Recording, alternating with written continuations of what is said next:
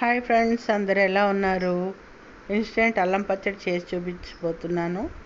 నీళ్లు మరుగుతున్నప్పుడు చింతపండు, కారంకి తగ్గట్టు ఒక 4 ఎండుమిరపకాయలు, కొంచెం ధనియాలు. చాలా బాగుంటుందండి ఇన్స్టెంట్ అల్లం పచ్చడి. నాకు తెలిసి అన్నంలోకి బాగోదు, ఓన్లీ టిఫిన్స్లోకే. చూసారా, ఈ 2 అంగుళాల ముక్క బెల్లం కూడా వేస్తాము. ఉప్పు, పసుపు, బెల్లం, ఇంతే. హోటల్లో మనకి ఇస్తారు కదా, ఎర్రగా ఉంటుంది, తియ్యటి చట్నీ, అల్లం చట్నీ, అదన్నమాట. నచ్చితే అన్నంలో తినండి చేసుకొని, చేదేం ఉండదు కదా. చక్కగా పోపు పెట్టమంతే. ఉప్మా, పెసరట్టు, గారి, దోశ, అలాంటి వాటిల్లోకి బాగుంటుందండి.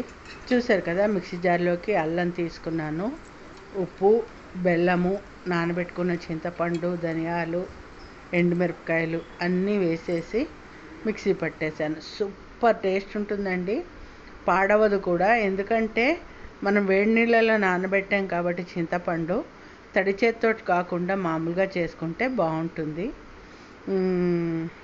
ఏంటి మిక్సీ జార్లో మినపప్పు వేసి ఐస్ క్యూబ్స్ వేస్తుందని అనుకుంటున్నారా? గారెలు బాగా రావాలంటే మిక్సీ జార్లో రుబ్బినవి ఇలా ఐస్ క్యూబ్స్ అన్నా వేసుకోండి, లేదా చల్లటి ఐస్ వాటర్ ఉంటే ఐస్ వాటర్ వేసుకోండి.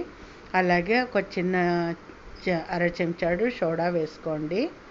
అయితే చాలా బాగా వస్తాయండి. అండ్ గారెలు వేస్తున్నానని ముక్కు చెవులు వస్తున్నాయని చెప్పి అనుకోకండి, భయం వేస్తుంది. నూనె అంటే ఒక చేత్తో వీడియో తీస్తూ ఇంకో చేత్తో వేస్తున్నాను కదా, ఒంటి చేత్తోటే వేస్తానండి నేను. వాటికి ముక్కులు చెవులు వస్తున్నాయి, ఎక్కడ నూనెలో చేయి పెడతాను అని భయం కొద్దీ జాగ్రత్తగా వేస్తున్నాను. చూసారా, 1-2 విరిగాయి కూడాను, ముక్కు చెవులు వస్తున్నాయి, కానీ టేస్ట్ బాగుంటాయి. చూసారు కదా, ఇన్స్టెంట్ అల్లం పచ్చడి విత్ గారెలు యమ్మీగా ఉంటాయండి, సూపర్ టేస్టీగా ఉంటాయి. తప్పకుండా ట్రై చేయండి, ఓకేనా?